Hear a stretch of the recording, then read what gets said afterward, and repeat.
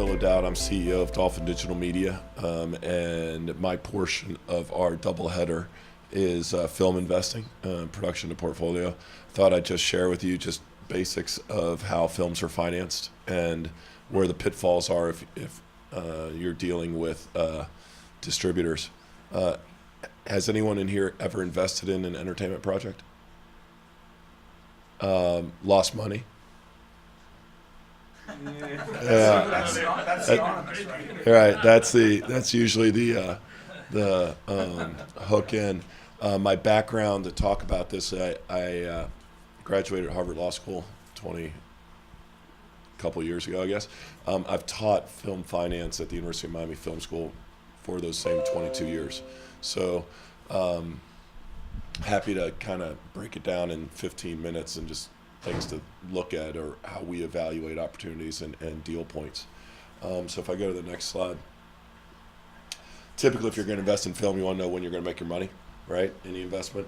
What's your timeline? So if you start production month 0, when the cash is actually deployed, now you may have put it in 30 days before, 60 days before, but month 0 started production. Typically, a film, if we're not talking Harry Potter, will shoot within a 5 to 6 week schedule. So you're ending principal photography, which is when you spend the bulk of the money, within 2 months. Again, this can vary, but assuming not a huge amount of special effects, you've completed film editing at the end of month 6. I've seen deals go 7 or 8 months, but it's interesting that you'll edit longer than you will shoot, because oftentimes you have to edit in sequence too. Video edit first, and then sound edit, then music and all that. When the movie's released in theaters, this is a relatively quick turn, but from start of shooting till in theaters, 10 months. It could be obviously much longer depending when you, this is assuming that you knew your distributor before you started filming. If you take a film to a film festival like Sundance or whatever, then you might be 10 or 12 months before you get to the festival. Somebody purchases it there and then releases it 6 months later. So it will extend your window. But for the purposes of this investment, you would presumably know who your distributor is. 10, 11, 12 months after you start shooting is about right. You're in theaters for 6 weeks. That's a stretch. You're going to make 80, 90% of your revenue within the first 2 weeks of being in theaters. By week 6, you're out because all the new films have come in. You have a holdback until your DVDs are released of 120 days. Those windows are shrinking. This was the biggest topic at CinemaCon this year, the convention that just ended, between theater owners and studios. How short can they compress these windows to take advantage of all the marketing money that's spent to release a film, often double or triple the cost to produce the film. The studios want to have the DVD release be closer to the theatrical release, but if the 120-day window holds right now, at the end, month 14, your DVDs go into stores or electronic sell-through, and as we put out there, 80% of your DVD money or home entertainment money is earned within the first 2 months. After that, you're in the discount bins. Your 2 biggest revenue sources are theatrical, theaters, DVDs. By month 18, from start of filming, you're getting your SVOD money or pay TV release money, so that's your Netflix, that's your HBO. It's your 3rd big revenue source, and by then, over 85% of your total revenue for the film will have been earned. So it's, even though you've heard of long tails and library value of films, 7-year ultimates is often what banks will lend against. You're getting the overwhelming amount of that money within an 18 to 24 month window. Hey, Bill. Yeah. Does SVOD? I mean, does a DVD still outpace SVOD by that percentage? Well, this is what percentage of your revenue. Are you talking revenue basis? Yeah, on a revenue basis. Yeah. So are they 5% different now? SVOD versus DVD? No, this is a little. It's saying that over 80% of your DVD money. Oh, it's earned in the first 2 months. I got it. Okay. Yeah, it's earned. Which would you, like, if you're financing a movie today, and you're doing your ultimates, is SVOD larger than your DVD revenue in today's market? Depends on the genre. Okay. We make family films, and DVDs are very popular. Yeah. Kids will watch movies over and over and over. But if I was making a low-budget horror film, I'd rather have SVOD. SVOD often too is a percentage of your box office. So without revealing contractual rates of Netflix or Amazon, if you made 30 million at the box office, they may just cut you a big fat check for 4 or 5 million when it's all said and done. Whereas DVD is more of a variable.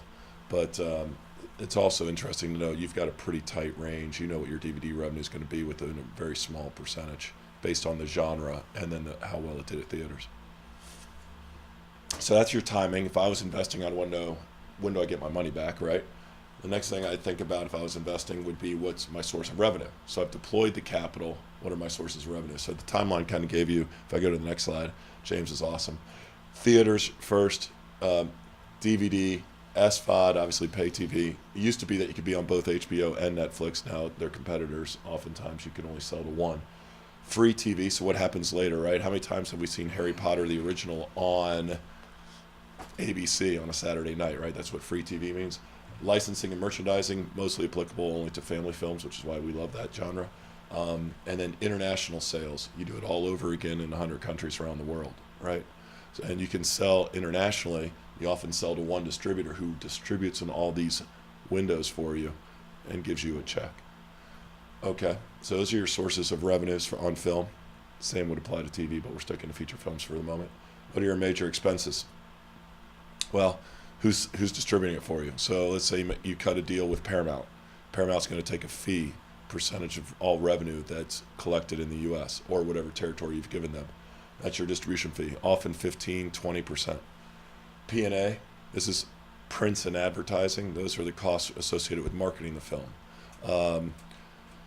And as I mentioned, many films today spend more on marketing than they do on making them.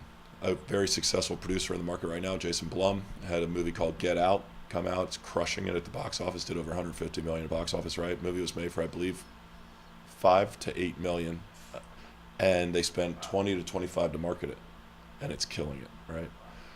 Those low-budget horror films, you can make a good low-budget horror film for under $5 million and spend 20 to market it, but if you make 50 to 100, you're laughing all the way to the bank, and that's only one revenue source, right? That's theaters.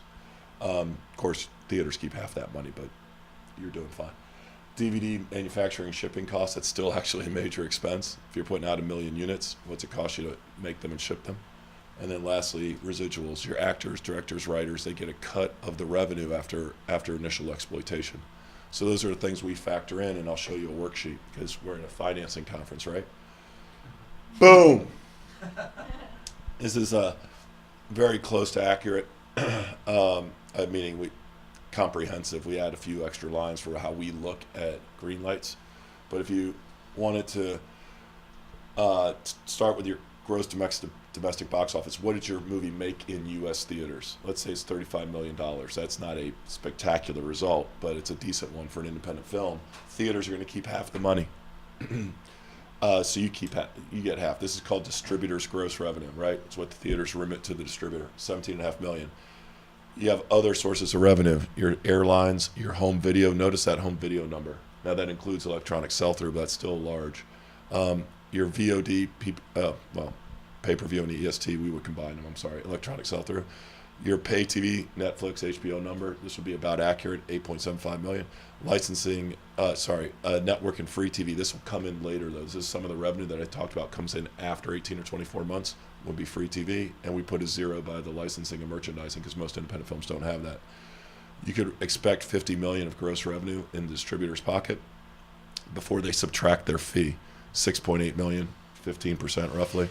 Home video costs and residuals netting 36 million. When you recoup your P&A, 20 million, and the interest on it, you've got 14 million left. We inserted a slug line for an international sale. You'd sell international for a lot more than $2 million, I promise you. But that would result in your profits before that you would, of 16 million that would go to the producer. He'd remit his, on a film of this size, probably about 6 million of equity to produce the film and make about 10 million of profit. So we do these waterfalls to tell us what do we need to do at the box office with our equity investment of 6 million to actually turn a good profit. Obviously 10 million after you've got your 6 million back, and I know it's being blocked, is, there you go, there's the profit, is something that excites us. So when we look at films, we ask ourselves, what are the comparable films in this genre? How many made it to 35 million or above? And what do we think we can do with this? and is a $6 million investment with the money back plus another 10, a good investment. So that's how we look at film revenues against expenses, and so do all the studios. It's not proprietary, it's just how we look at the model. Material deal terms, if you're going to make a deal to come into a film finance investment, make sure that whoever your partner is including all sources of revenue. By the way, if I go back one quick slide, I'll show you something that generally you hear about Hollywood accounting. The biggest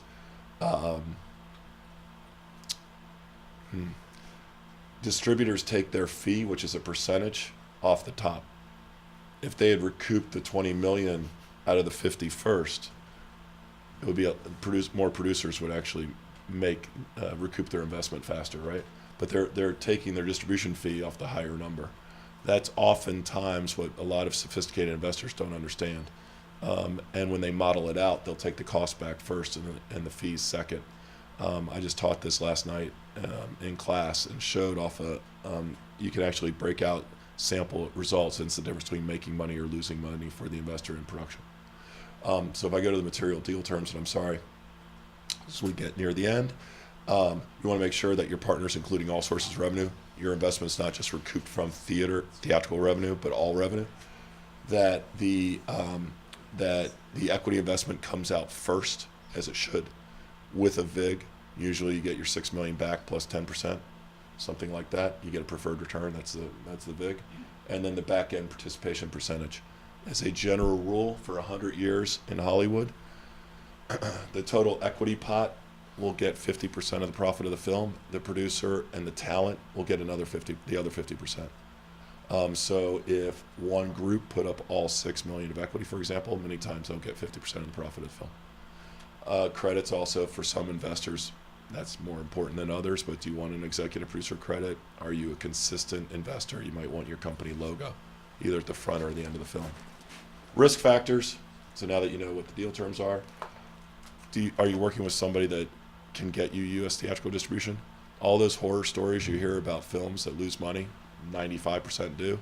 99% of the 95% never even give themselves a chance because it's a wealthy person who's got a son who wrote a screenplay and is dating the actress, and they make a film, and there's no chance it's ever going to see a theater, right? Hundreds of movies made a year, about 100 hit theaters. If you can put it in a theater, then you've got a business. And you're taking chances, but you're educated chances, and there's a value to that film just from the fact that it was in a theater. You have DVD value, you have Netflix value, you have TV value. If you never get in a theater, you won't. The other thing that sophisticated investors, and talk about the hedge funds that lost money in the 90s, if they can't control the marketing expenses, you're giving somebody else a blank check. Know that you have a cap on the marketing expenses, or after a certain threshold, they have to get your approval. Of course, there's always an inherent risk factor of if you made a bad film or if you made a bad marketing campaign, right? If you make bad trailers, you get people that aren't interested in your movie because of the marketing campaign, you're going to kill yourself. And lastly, changed assumptions during the time to the market. These are obviously, if your lead actor is no longer hot or is in jail, that's a problem. And we all have one of those horror stories in every career, right? Of just something that you didn't anticipate. But that's the disclaimer, and there's the thank you. So I thought maybe I'd just take 1-2 questions and turn it over. Yeah. Thank you very much. Sure. You can follow the spreadsheet. The producer and the equity investor. What's the difference? Like you said, how much the producer? Are the producer and equity person the same people, or they're different? They can be, and when I went quick, and I'm sorry, I'm trying to do I understand. an entire course in 15 minutes, but this is standard. When you get down to 16 million, that's the producer's gross. What does the producer do with his or her money? He has to repay the investor first. So that's the 6 million, and again, there'd be a VIG on that, but we ran out of sheet, right? But the investor gets 6 million back, and on this 10.4 million, how does it split? Well, I would say 5 million goes to the equity investor, 5 million stays with the producer. Now, this is just U.S. revenue, effectively, because remember, we just put a slug against international, so there's going to be more revenue from other sources. But that's an exciting return for us, and usually for most investors, because when you add the 10% they're getting off the top plus the other 5 million roughly that they're getting, they're almost making 100% return on their money. The producer does not put any money and makes. Well, that depends on the producer. If the producer puts in money, then they get a slice of the equity investor share. We've done deals where we put in half, 3 million out of the 6. So then we get half of the 50% that goes to the investors, right? And in certain projects we've taken 75%. Of course, we've wholly financed some projects too. And then there have been projects we haven't put in any money for whatever reason, you know. Yeah. Yeah, I read an article about Bradley Cooper that some company is in there particularly good at punching the numbers and make films that make money. Do they really have some proprietary mathematical formulas, or it's just all? I don't think if there were, I guess I'd be at this conference saying, does somebody have a algorithm that predicts the stock market? Because if there were, I'd want it. But I think there are a lot of factors that you get more sophisticated with the larger data set, right? So people run simulations based on this director, or this set of actors, or this genre, this budget level. You know, what are your risks that you're taking? So thank you guys very much for your time, and I'll turn it over right now.